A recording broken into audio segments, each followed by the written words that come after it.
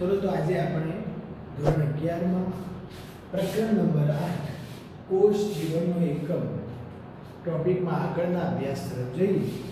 છેલ્લે આપણે સુકોષ કેન્દ્રીય કોષની ઇન્ટ્રોડક્શન સાથે પ્રથમ રચના કોષ રસ પટલ વિશે સમજ્યું. હવે કોષ રસ પટલમાં આગળનો ટોપિક મુદ્દો કે અણુઓનું કોષ રસ પટલની આરપાર વહન વિશેનો મુદ્દો આજે આપણે સમજવાનો છે.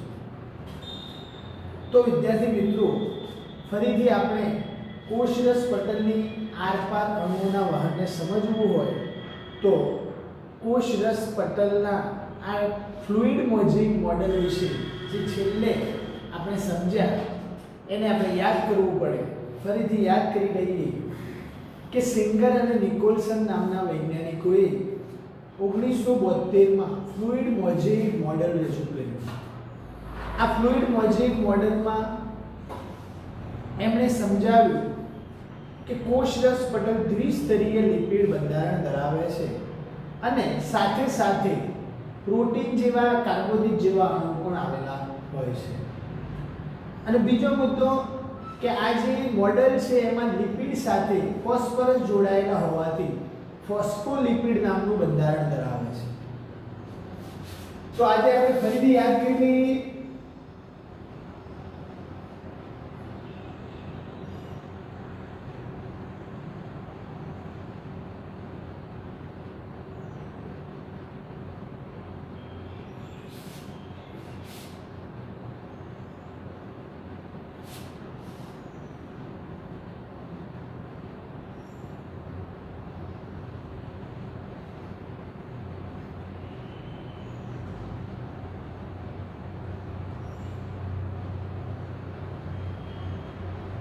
દ્વિસ્તરીય લિપિડ બંધારણ. અને એમાં આપણે એક પ્રોટીનના અણુ વિશે જોઈએ, બીજો એક પ્રોટીનનો અણુ વિશે સમજીએ. તો આ જે કોષરસ પટલમાં જે પ્રોટીનના અણુઓ આવે છે એ પ્રોટીનના અણુઓ આપણે સમજ્યા કે અંતર્ગત પ્રોટીન તરીકે અથવા તો બહિર્ગત પ્રોટીન તરીકે આવેલા હોય છે. એટલે કે જે બહારના ભાગે હોય છે બહિર્ગત પ્રોટીન અને જે અંદર અંશતઃ કે સંપૂર્ણ ખૂંપેલા હોય છે એને અંતર્ગત પ્રોટીન કહેવાય છે. હવે કોષરસ પટલનું સૌથી મહત્વનું કાર્ય શું છે? કોષરસ પટલમાં સૌથી મહત્વનું કાર્ય શું? આપણે કોષરસ પટલ વિશે સમજીએ છીએ અને એમાં પણ અણુઓનું આરપાર વહન સમજવાનું છે. તો અણુઓનું આ કોષરસ પટલની આરપાર વહનમાં સૌથી મહત્વનું કાર્ય છે વિવિધ અણુઓનું પટલની આરપાર વહન કરવાનું. મહત્વનું કાર્ય શું છે? વિવિધ અણુઓનું આરપાર, કોની આરપાર? પટલની આરપાર વહન કરવાનું આ કાર્ય છે. કે સામાન્ય રીતે કોઈ કોષ હોય અને કોષમાં કોષ રસમાં અણુઓને દાખલ થવું હોય તો બહારના ભાગેથી કોષ રસમાં અણુઓને આરપાર પસાર થવા માટે કોણ મદદ કરે છે અને કેવા પ્રકારે વહન થાય છે? અને કોષ રસમાંથી કોષમાં થઈ બહાર જઈ એટલે કે બહારના ભાગે અણુઓનું વહન થવું હોય તો કયા પ્રકારે અને કોણ મદદ કરે છે, કોની મદદથી થાય છે એ આપણે સમજવાનું છે. તો કોષ રસ પટલ તેની અંદર તેમજ બહાર એમ બંને બાજુએ રહેલા અણુઓ માટે પસંદગીમાન પટલ છે. કોષરસ પટલ અંદર અને બહારના અણુઓ માટે પસંદગીમાન પટલ છે. કેવું? પસંદગીમાન, અથવા તો એને અર્ધ પ્રવેશશીલ પટલ કહેવાય છે.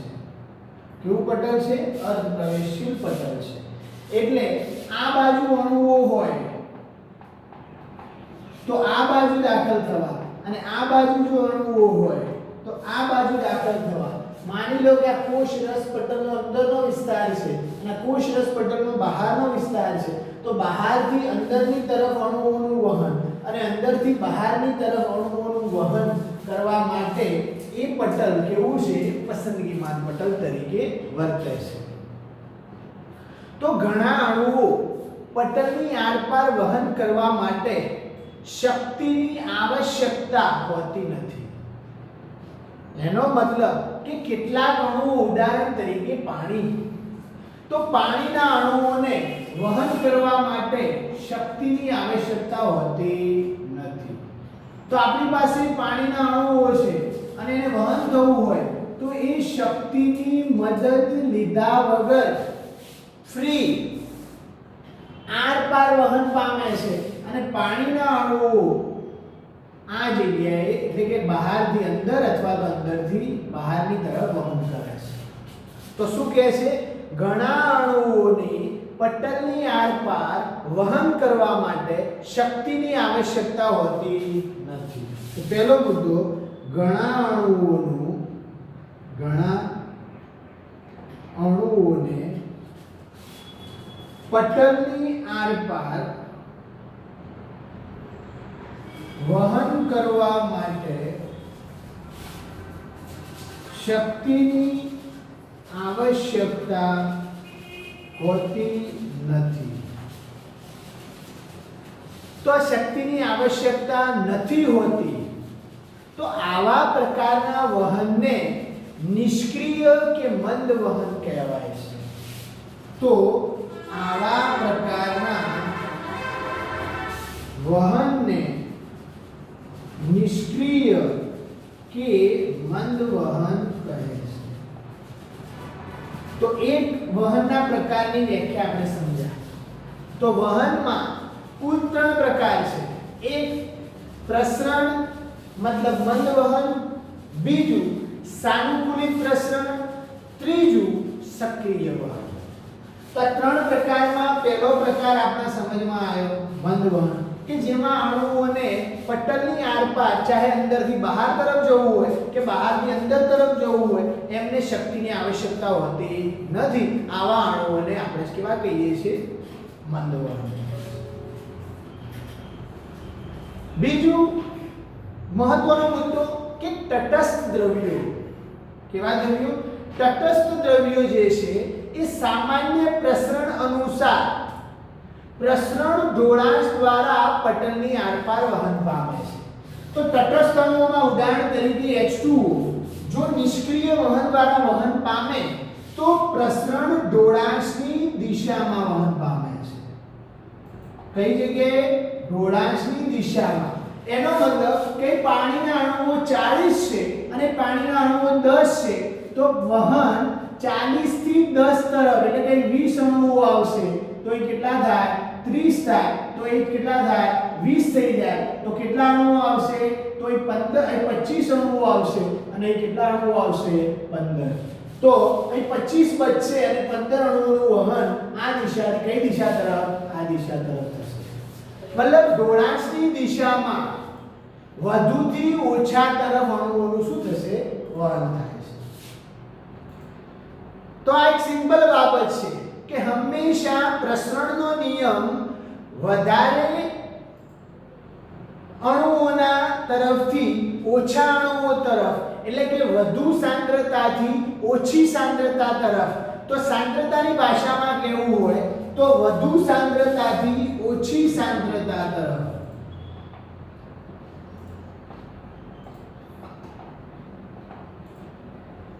તરફ અણુઓનું શું થાય છે?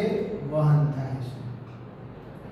તો વિદ્યાર્થી મિત્રો, અમે આમાં શક્તિની આવશ્યકતા હોતી નથી. તો પાણી પણ તેના સંકેતન ઢોળાંશ મુજબ કોષરસ પટલમાંથી આરપાર વહન પામે છે. તો પાણી પણ સંકેન્દ્રણ ઢોળાંશ મુજબ કોષરસ પટલની આરપાર વધુ સાંદ્રતાથી ઓછી સાંદ્રતા તરફ પ્રસરણ ઢોળાંશની દિશામાં શું કરે છે? વહન પામે છે. તો પાણીના પ્રસરણને કારણે થતી આ ગતિને આપણે શું કહીએ છીએ? આશ્રુતિ કહીએ છીએ. શું કહીએ છીએ? આ ગતિને આપણે આશ્રુતિ શબ્દ વાપરવામાં આવે છે. કયો શબ્દ વાપરવામાં આવે છે? આશ્રુતિ. તો વિદ્યાર્થી મિત્રો, પાણી માટે પ્રસરણ નિયમ જે છે, આ જે વહન થાય છે એના માટે આશ્રુતિ શબ્દ વપરાય છે, જેને ઓસ્મોસિસ કહીએ છીએ. આશ્રિતોની ડિટેલ માહિતી આગળ આવશે એટલે આપણે સમજવાનું જ છે આગળના ચેપ્ટરમાં. હવે ધ્રુવીય અણુઓ અધ્રુવીય લિપિડના દ્વિસ્તરમાંથી પસાર થઈ શકતા નથી. હવે સમજો, ધ્રુવીય અણુઓ અધ્રુવીય લિપિડના દ્વિસ્તરમાંથી પસાર થઈ શકતા નથી એટલે શું? તો અહીં જે અણુઓ રહેલા છે, માની લો કે સોડિયમ પ્લસ છે કે પોટેશિયમ પ્લસ છે, આ અણુઓ અહીંથી આ દિશામાં અને અંદરની અધ્રુવીય પૂંછડી કે જે લિપિડનું સ્તર છે, મતલબ લિપિડમાં અદ્રાવ્ય ઘટકો લિપિડના સ્તરમાંથી પસાર થઈ શકતા નથી. તો આવા અણુઓને કોષરસ પટકમાંથી પસાર થવા માટે કેટલાક વાહક અણુઓની જરૂર પડે છે. સમજો કયા અણુઓ? તો સમજવાનું છે, ધ્રુવીય અણુઓ અધ્રુવીય લિપિડના દ્વિસ્તરમાંથી પસાર થઈ શકતા નથી. હવે હું કહ્યું કે સોડિયમ જેવા અણુઓ, પોટેશિયમ જેવા અણુઓ જે પાણીમાં દ્રાવ્ય અણુઓ છે, એ આ લિપિડના સ્તરમાંથી આરપાર પસાર થઈ શકતા નથી. તો એવા અણુઓ માટે શાની જરૂર પડે છે? વાહક પ્રોટીનની જરૂર પડે છે. શાની જરૂર પડે છે? તો વાહક પ્રોટીનની જરૂર પડતી હોવાથી તેમના દ્વારા જે વહન થાય છે એ વહનમાં પ્રસરણના નિયમથી કે નિષ્ક્રિય વહન દ્વારા વહન થતું નથી. તો પછી ઓપ્શન રહે 2 કે કાં તો સાનુકૂલિત પ્રસરણ દ્વારા વહન પામે કાં તો સક્રિય વહન દ્વારા વહન પામે. તો આવા ધ્રુવીય અણુઓ કેટલાક મોટા અણુઓ કે જે લિપિડમાં અદ્રાવ્ય હોય છે અને પસાર થઈ શકતા નથી, તો આવા અણુઓને કેટલાક વાહક પ્રોટીન, કેટલાક શું? વાહક પ્રોટીન એવા અણુઓને આરપાર વહન કરવામાં મદદ કરે છે અને ઊર્જા વાપરતા નથી. જો ઊર્જા ના વાપરે અને છતાં પ્રોટીન એમને મફત ઊર્જા વગર આવા અણુઓને લઈ જાય, જે અણુઓ પટલની આરપાર વહન પામી શકે તેમાં પ્રોટીનની જરૂર રહેતી નથી, ઢોળાસની દિશામાં જાય, વધુથી ઓછા તરફ જાય, એને તો મંદ વહન કીધું. પણ જે અણુઓને પટલની આરપાર અણુઓ પસાર થઈ શકતા નથી, વાહક અણુની જરૂર પડે છે અને વાહક અણુ ઊર્જા વાપરતા નથી અને વધુ સાંદ્રતાથી ઓછા સાંદ્રતા તરફ, મતલબ ઢોળાસની દિશામાં વહન કરે છે. કઈ? ઢોળાસની દિશામાં. તો આવા પ્રસરણને સાનુકૂલિત પ્રસરણ કહેવાય છે. સાહેબ કયું પ્રસરણ? સાનુકૂલિત પ્રસરણ કહેવાય છે. આ બીજું. કયા મુદ્દા યાદ રાખવાના?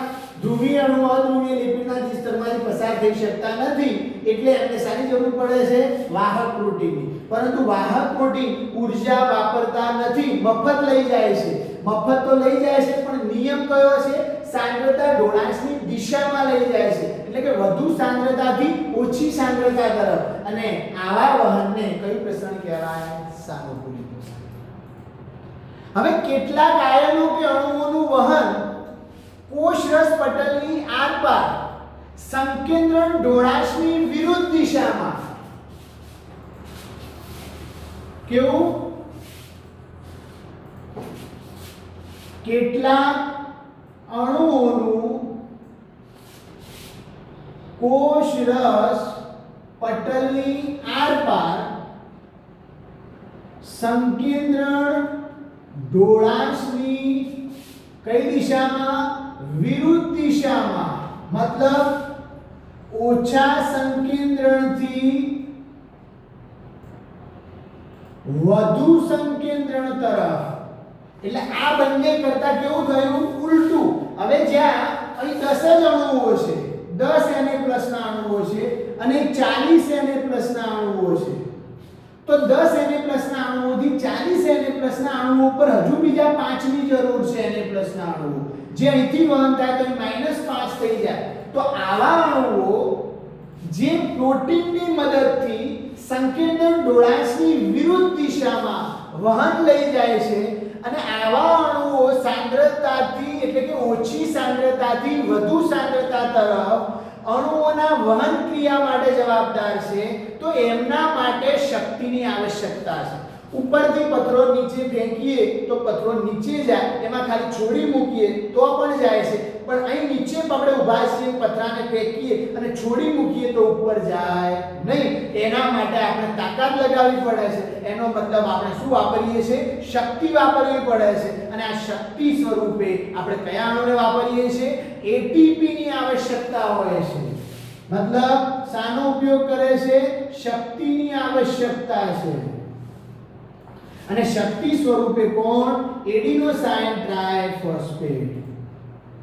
કોણ? એડિનોસાઇન ટ્રાઇફોસ્ફેટ નામની ઉર્જાને આપણે વાપરીએ છીએ. મતલબ એટીપી નો ઉપયોગ વહન ક્રિયા માટે આપણે કરીએ છીએ. તો આ પ્રકારના વહનને સક્રિય વહન કહેવાય છે. કયું વહન? સક્રિય વહન કહેવાય છે. તો આ ત્રીજી વ્યાખ્યા. પહેલી છે મંદ વહન, બીજી છે સાનુકૂલિત પ્રસરણ, ત્રીજી સક્રિય વહન. તરફ શું? મંદ વહનમાં લિપિડના કોઈ પણ સ્તરમાંથી કોષરસ પટલમાંથી આરપાર અણુઓનું વહન વધુ સાંદ્રતાથી ઓછી સાંદ્રતા તરફ ઊર્જાની આવશ્યકતા વગર થાય છે અને એમાં કોઈ રોકટોક નથી, એને મંદ વહન. બીજા વહનમાં લિપિડના ત્રિસ્તરીય અધ્રુવીય પડમાંથી અણુઓ ધ્રુવીય અણુઓ પસાર થઈ શકતા નથી, વાહક પ્રોટીનની જરૂર પડે છે. વાહક પ્રોટીનો ઊર્જા વાપર્યા વગર સંકેન્દ્ર ઢોળાશની દિશામાં વધુ સાંદ્રતાથી ઓછી સાંદ્રતા તરફ લઈ જાય છે, એને સાનુકૂલિત પ્રસરણ. અને કેટલાક અણુઓ કોષરસ પટલની આરપાર ઓછી સાંદ્રતાથી વધુ સાંદ્રતા તરફ સંકેન્દ્ર ઢોળાશની વિરુદ્ધ દિશામાં ઊર્જા વાપરીને એટલે કે એટીપી નો ઉપયોગ કરી અને વહન કરે છે, એને સક્રિય વહન કરે છે. અને આવા પ્રોટીનો કે જે સક્રિય વહનમાં ભાગ ભજવે છે, ઊર્જા વાપરે છે, જો એ સોડિયમને લઈ જવા વાળા અણુઓ હોય, એવા પ્રોટીન હોય તો એને સોડિયમ આયન પંપ કહેવાય. પોટેશિયમને લઈ જવા વાળા હોય તો પોટેશિયમ આયન પંપ કહેવાય. તો આ કયા ion pump? Sodium ion pump અને પોટેશિયમ આયન પંપ. તો સોડિયમ આયન પંપ અને પોટેશિયમ આયન પંપ આવા આયન પંપો તરીકે ઓળખવામાં આવે છે. આ ઉદાહરણ છે. તો વિદ્યાર્થી મિત્રો, આપણે શું સમજ્યા? તો કોષરસ પટલનું સંપૂર્ણ ફ્લુઇડ મોઝેઇક મોડેલ સમજ્યા. સાથે સાથે આ ફ્લુઇડ મોઝેઇક મોડેલ પટલ શું કામ કરે છે? તો અણુઓનું આરપાર પટલનું વહન સમજાવે છે. અને અણુઓના આરપાર પટલમાં વહનમાં કેટલા પ્રકારે વહન થાય છે એ આપણે આકૃતિ અને મુદ્દાઓ દ્વારા સમજ્યા. હવે કોષરસ પટલ પછી બીજો જે ટોપિક છે એ કોષ દીવાલનો છે. કયો? કોષ દીવાલ, સેલ વોલ.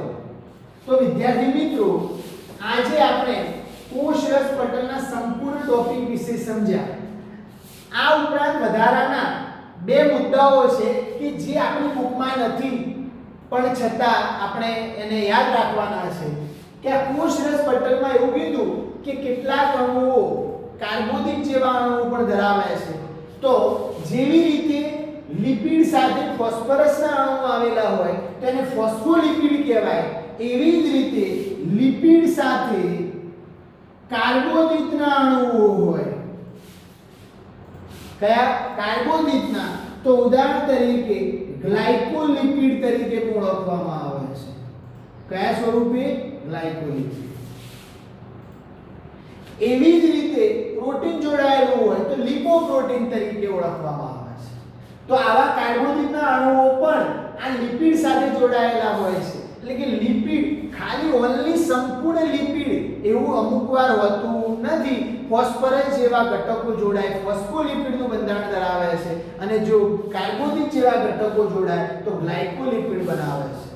તો વિદ્યાર્થી મિત્રો, આજનું આ જે કોષરસ પટલ વિશેની સંપૂર્ણ માહિતીને આપણે રિવિઝન કરી લઈએ. તો સૌપ્રથમ શું કે કોષરસ પટલમાં જે લાસ્ટ લેક્ચરમાં જોયું એ કે કોષરસ પટલ દ્વિસ્તરીય લિપિડ બંધારણ ધરાવે છે અને એના અંદર પ્રોટીન આવેલા હોય છે. આ દ્વિસ્તરીય લિપિડ બંધારણમાં ધ્રુવીય તરફ કોણ શીર્ષનો ભાગ અને અધ્રુવીય પૂંછડી હાઇડ્રોકાર્બનની બનેલી છે, અને શીર્ષનો ભાગ જલ અનુરાગી હોવાથી સંતૃપ્ત હાઇડ્રોકાર્બનની બનેલી નથી, અને અંદરની અધ્રુવીય હાઇડ્રોકાર્બનની બનેલી છે. એનું કારણ છે જલ વિતરાગી છે, જે પાણી માટે દ્રાવ્ય છે, ના પાણી માટે દ્રાવ્ય છે.